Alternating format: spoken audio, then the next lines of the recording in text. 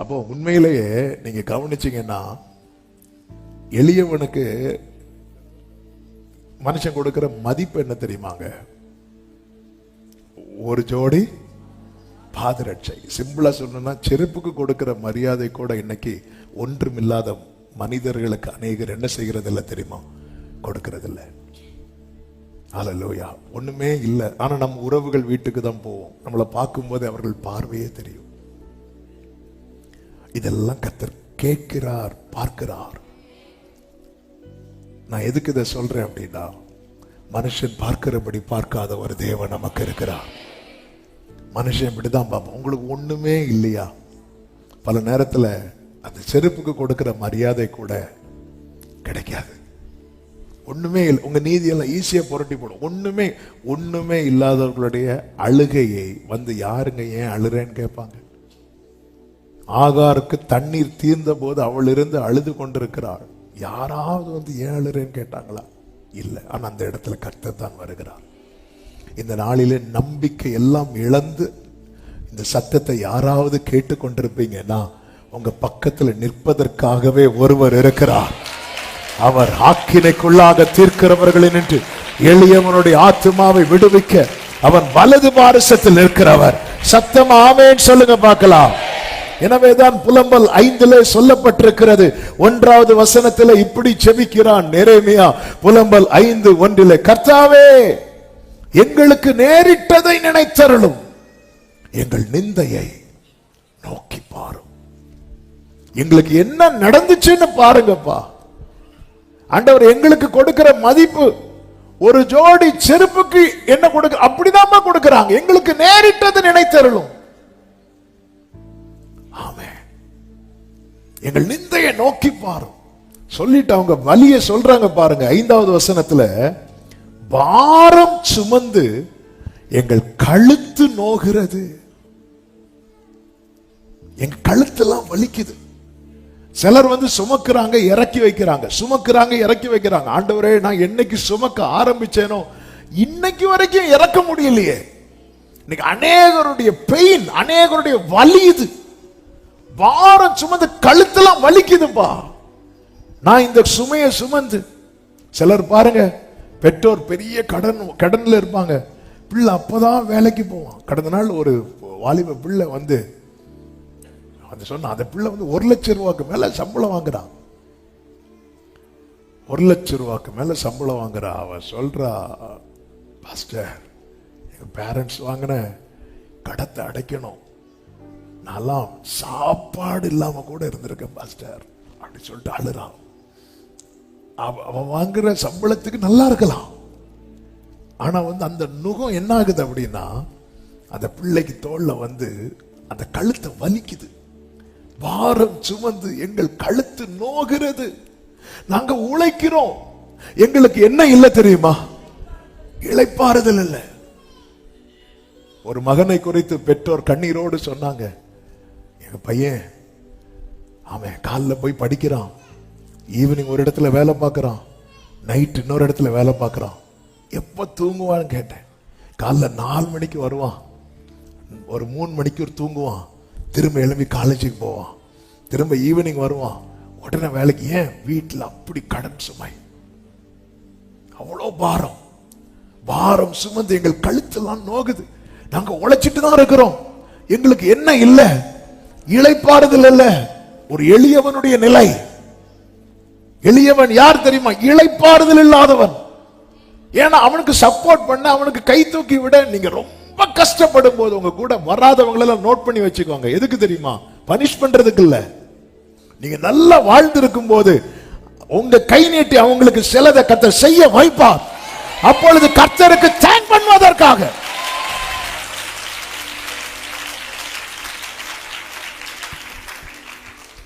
சிலரோடு பரிசுத்த ஆவியானவர் இந்த வார்த்தையை பேசுகிறதை நான் ஆவியில உணர்கிறேன்.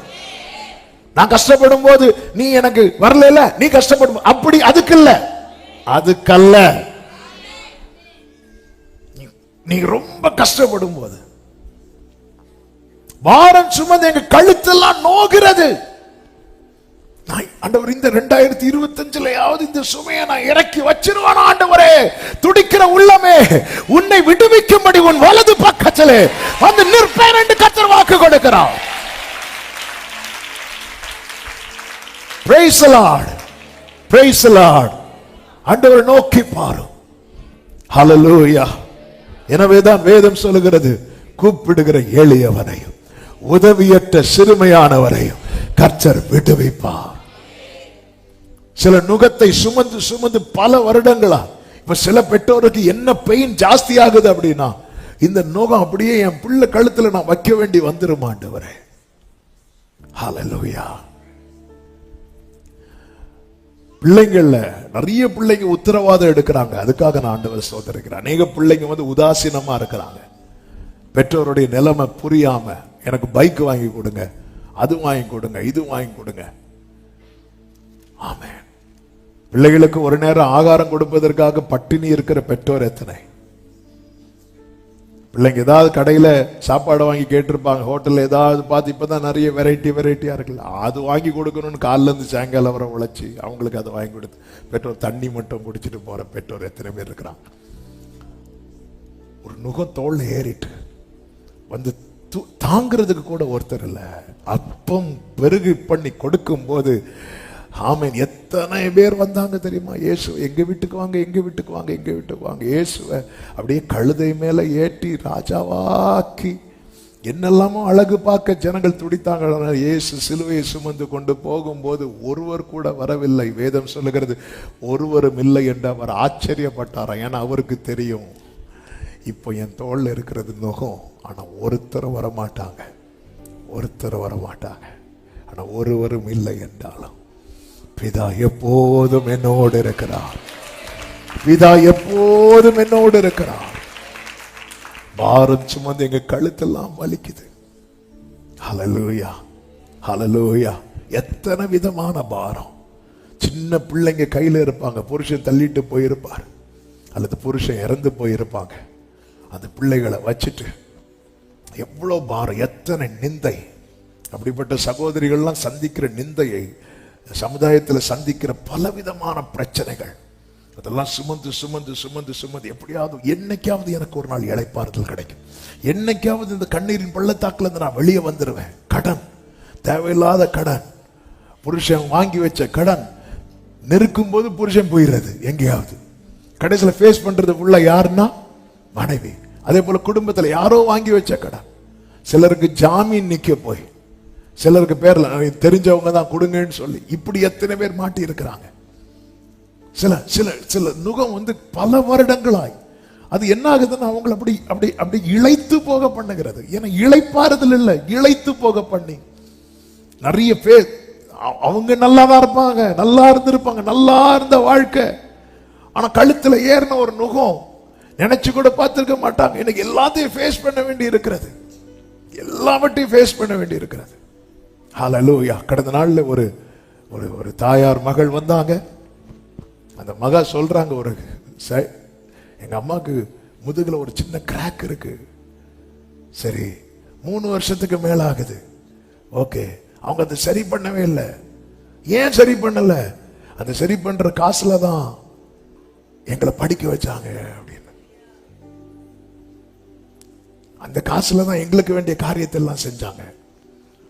அந்த பெயின் அவங்க சகிச்சு சகிச்சு இதை நான் சரி பண்ணணும்னா இப்போ 1 லட்சம் ரூபாய் கிட்ட ஆகும். அந்த காசு இருந்த பிள்ளைக்கு நான் ஃபீஸ் கட்டிடுவேன், அந்த காசு இருந்த பிள்ளைக்கு நான் ஆகாரம் கொடுப்பேன் அப்படி சொல்லிட்டு புருஷன் இல்லை. அவங்க அந்த வலிய, அதாவது சின்ன ஒரு புண்ணுன்னா ஆறும், எலும்புல கிராக்குன்னா அது சரி பண்ணலைன்னா ஒண்ணும் பண்ண முடியாது. ஆனா அவங்க அதை வச்சு சகிச்சு சகிச்சு சகிச்சு சகிச்சு பிள்ளைங்களை எப்படியாவது இப்படி பாரம் சுமந்து வாழ்க்கையில இன்னும் இளைப்பாறுதல பார்க்கல. அப்படி பிள்ளைகள் எல்லாம் படிக்க வைத்து, சரி பிள்ளைக்கு ஒரு வேலை கிடைச்சிடும் பார்த்தா வேலை கிடைக்க மாட்டேங்குது, வேலை கிடைச்ச சம்பளம் கிடைக்க மாட்டேங்குது. இப்படி ஒவ்வொரு விதமான பிரச்சனை, பலவிதமான போராட்டம். இன்று பேசும்படியாக பரிசுத்த ஆவியானவர் கடந்த நாளில் இந்த ஒவ்வொரு வார்த்தைகளையும் ஒவ்வொரு நாள் தந்து தந்து தந்து தான் ஒரு செய்தியை கர்த்தர் எனக்கு கொடுத்திருக்கிறாங்க. ஹல்லேலூயா. இளைப்பாறுதல் இல்லை, பல ஆண்டுகள் ஆச்சுப்பா. வீட்டுக்கு போகணும்னு நினைச்சாலே பயமா இருக்கிறது. பாரம் சுமந்து கழுத்து நோகிறது.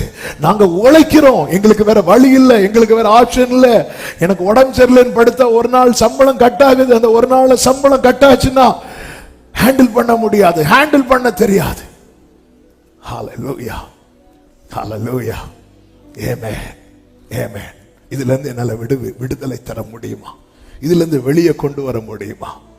பிரியமான கர்த்தருடைய பிள்ளைகளே, ஹல்லேலூயா, என் தேவனால் கூடாத காரியம். இன்னைக்கு இந்த வார்த்தையை பேசும்போதே ஹல்லேலூயா, ஆமென். தெரியும் ரொம்ப கஷ்டமா, ரொம்ப சொட்டாகி தான் கேட்டுட்டு இருக்கிறீங்க.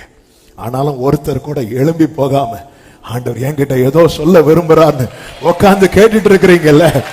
ஹல்லேலூயா, ஹல்லேலூயா, ஹல்லேலூயா. இப்பொழுதே உங்க இருதயத்துல இதை நம்ப ஆரம்பிச்சிருங்க.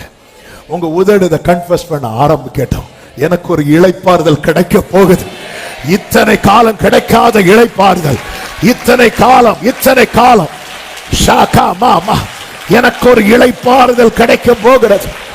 ஆமென், ஆமென். அப்படியே யாராவது அந்த நிலையில இருக்கிறீங்கன்னா அப்பா கிட்ட சொல்லுங்க, பாரம் சுமந்து என் கழுத்து வலிக்குதுப்பா. கண்களை மூடி ஒரு 2 நிமிஷம் அப்பா கிட்ட, பாரம் சுமந்து என் கழுத்து நோகிறது, எனக்கு வலிக்குதுப்பா. 1-2 நாள் அல்ல, 1-2 வாரம் அல்ல, 1-2 வருஷம் அல்ல, 20 வருஷம், 25 வருஷம், 30 வருஷம் என பாரம் சுமந்து என் கழுத்து நோகிறது. நான் உழைக்கிறேன், ஆனா வேற வழியில நின்னுதான் ஆகணும், வேற வழியில ஃபேஸ் பண்ணிதான் ஆகணும், வேற வழியில சந்தித்துதான் ஆகணும். ஆமே, உடைந்து சில உள்ளங்கள் கர்த்தருடைய பாதத்துல உங்க கண்ணீரை ஊற்றுறீங்க. இயேசுவின் நாமத்துல இந்த 2025ல ஒரு பெரிய பிரேக் த்ரூ நீங்க பார்க்க போறீங்க. ஒரு பெரிய பிரேக் த்ரூ நீங்க பார்க்க போறீங்க. வலிக்குது, உங்க இருதயம் வலிக்குது, எந்த பாரம் சுமந்து வலிக்குது, அப்பா கிட்ட சொல்லுங்க. அது அப்பா, இத சுமந்து எனக்கு வலி தாங்க முடியலப்பா, எனக்கு பெயின்ஃபுல்லா இருக்குப்பா. பிள்ளைகளை நினைச்சு அழுது, புருஷனை நினைச்சு அழுது, குடும்ப சூழ்நிலை நினைச்சு அழுது, வலி தாங்க முடியாம ஆனாலும் நின்னுதான் ஆகணும்னு சொல்லி நிக்கிற உள்ளமே, வாழ்ந்துதான் ஆகணும் சொல்லி வாழ்கிற உள்ளமே, ஃபேஸ் பண்ணிதான் ஆகணும் சொல்லி ஃபேஸ் பண்ணுகிற உள்ளமே, உனக்கு விடுதலை தர அவர் உன் வலது பாரிசத்தில்